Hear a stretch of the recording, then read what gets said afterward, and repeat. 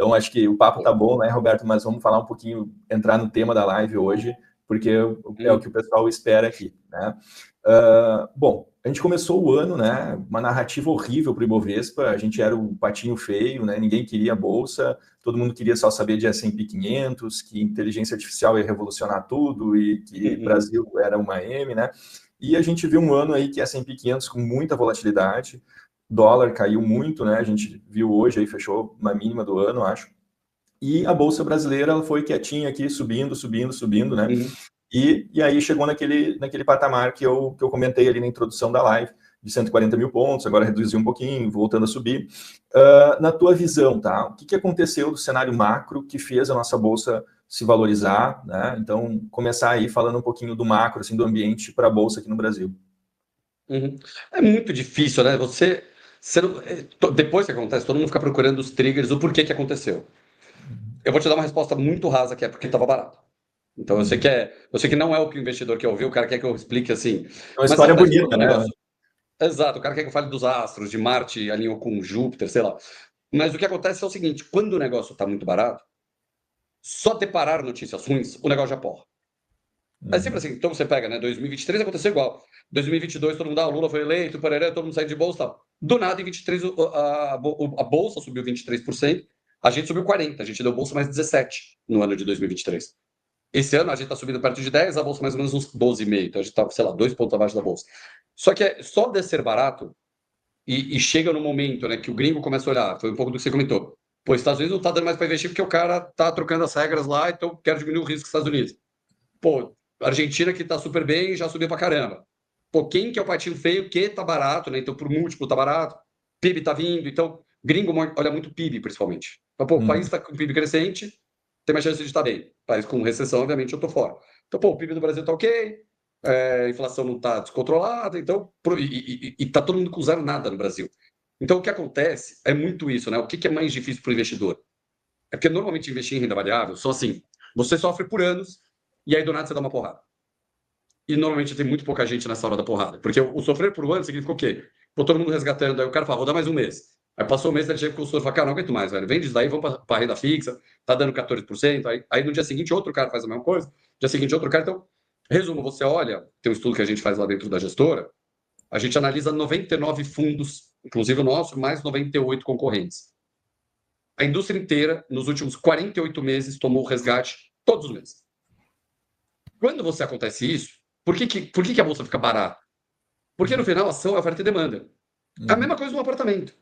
Pô, você tem um apartamento lá, vamos dizer. Você aluga o seu apartamento, vamos dizer, você aluga por 10 mil mês. O teu apartamento vale 1 milhão. Tá bom, tá te dando lá 1% ao mês, beleza.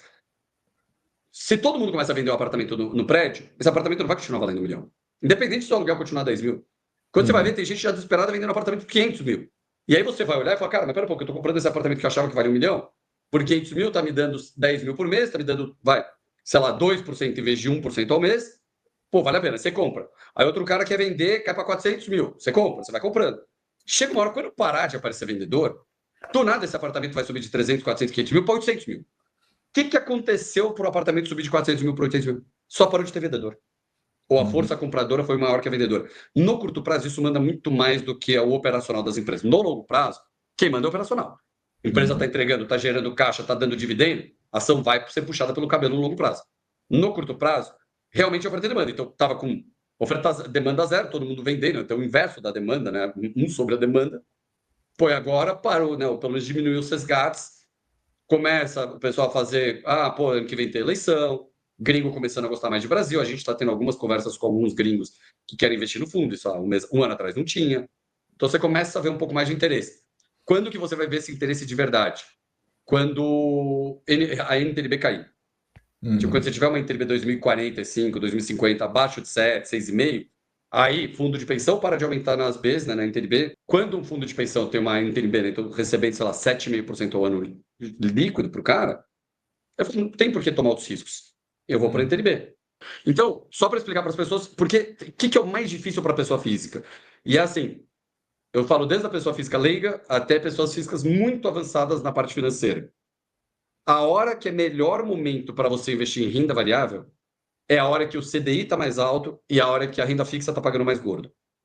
qual que é a grande dificuldade do investidor? Porque nessa hora ele fala, cara, não quero correr risco. Eu vou ganhar dinheiro fácil na renda fixa.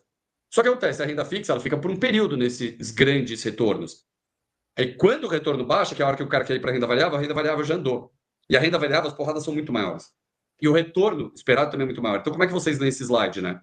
Essa linha em marrom é quanto está pagando a NTNB 2035. Então, no final, né, 2035, você investir nela hoje, você vai ganhar 7% ao ano real. Quando eu pego, aí o exemplo que eu estou dando aqui é Shopping Center, né? Eu estou pegando a Allos, que é uma empresa, que a Allos é dona de 48 shoppings. Então, por exemplo, Patigenópolis, no São Paulo, eles que tocam, né? Eles que administram. O Shopping Leblon, no Rio de Janeiro, né? Que é o mais famoso do Rio, é deles. Então, eles têm 40 e poucos equipamentos no Brasil inteiro.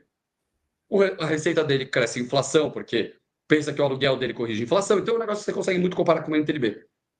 Hoje, por causa desses 4 anos que ninguém quer saber de renda variável, a NTNB na nossa conta, na nossa conta não, né? A NTNB está dando 7% real, na nossa conta a Allos hoje em dia está dando perto de 12,5 real. Então, você sair da renda variável hoje, né, de uma Allos, vender uma Allos para comprar uma NTNB, você está vendendo alguma coisa que te dá 12,5% ao ano para comprar um negócio que te dá 7%. E a diferença é que a Allos é perpétua. Então, a porrada, quando esse 12,5 vira 10 ou vira 9, do nada a atuação sobe 30%, 40%, 50%. Então, você ganha 2, 3, 4 anos de CDI numa pernada só.